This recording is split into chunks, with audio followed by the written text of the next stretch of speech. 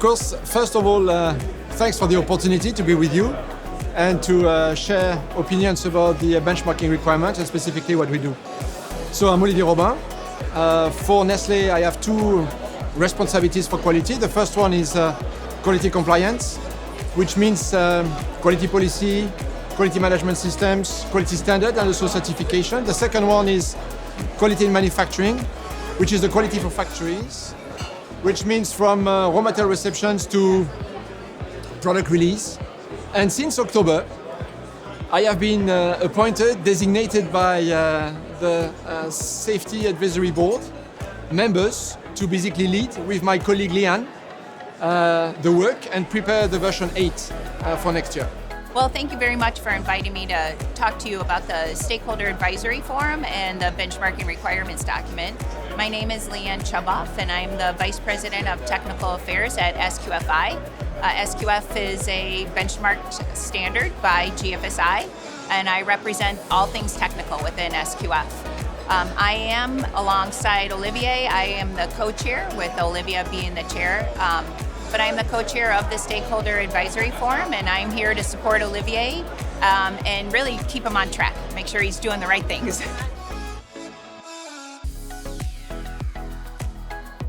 The date is already known. It is at the moment we're going to the global conference. So it will be one of the highlights, I guess, of next year, a global conference. The second element, I think we try to bring two things. First of all, try to make it more operational.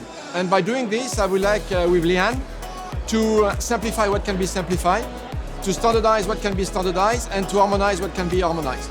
So this is the first element that I would like to cover. The second one is to keep it up to date. GFSI has been a pioneer for many years in food safety. GFSI is driving the conversation on food safety. So we need fundamentally to bring to the industry, to bring to the stakeholders the element they need to ensure and continue to ensure food safety everywhere. So next year we're going to bring the element associated to food safety culture, which has been talked today and will continue to be mentioned during the next days, I'm sure. And second, we're going to have a certain number of elements with the new scopes in order to, as I have said, support food safety where it is needed. Our goal in the version 8 is to provide a more consistent, harmonized approach. We're focusing on defining specific terms and language, language and terminology that's used throughout the document. And it really, in the end, it would bring a more harmonized approach when the CPOs get benchmarked. So it's easily interpreted. It goes across all the industry scopes from farm to fork, recognizes from on the farm, livestock, produce, all the way through manufacturing, food packaging, storage and distribution, and even some of the new industry scopes we talked about this morning.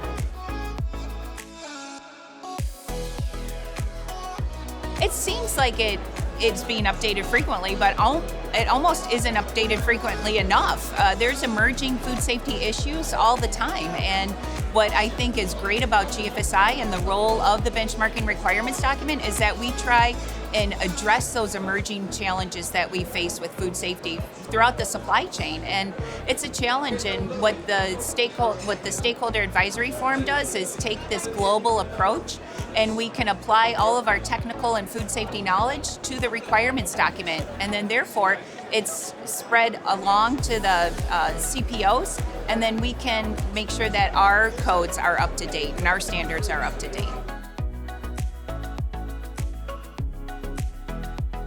Well, before talking about the industry, I would like to talk about the consumers. So I think the key thing that GFSI brings is first and foremost for the consumers. So it brings a better transparency for the consumers. I think it brings as well more trust, more confidence in what the food industry is doing.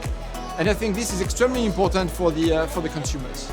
The second element, I can look at it for manufacturers. For manufacturers, it brings, I think, a safer supply chain, end to end, from farm to fork. Sorry. So this is one element. The second element, it is also in relation to audit.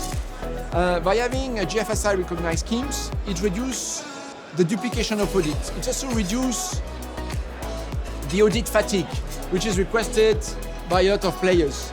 It helps to improve the access to the market for a lot of small players. I think it simplifies at the end of the day the ways of working for everyone, while at the same time providing better safety for the industry. With this new version, GFSI, we're strengthening and focused on the integrity program and the oversight that GFSI has. So it's about how the CPOs, how they apply these benchmarking requirements and how we apply it to our standards. But more importantly, it also looks at specifically auditor competence and strengthening auditor competence. So the oversight through GFSI is playing a significant part and a significant role in the update of version 8. Correct, yeah. So the credibility and how it brings to the credibility along the supply chain.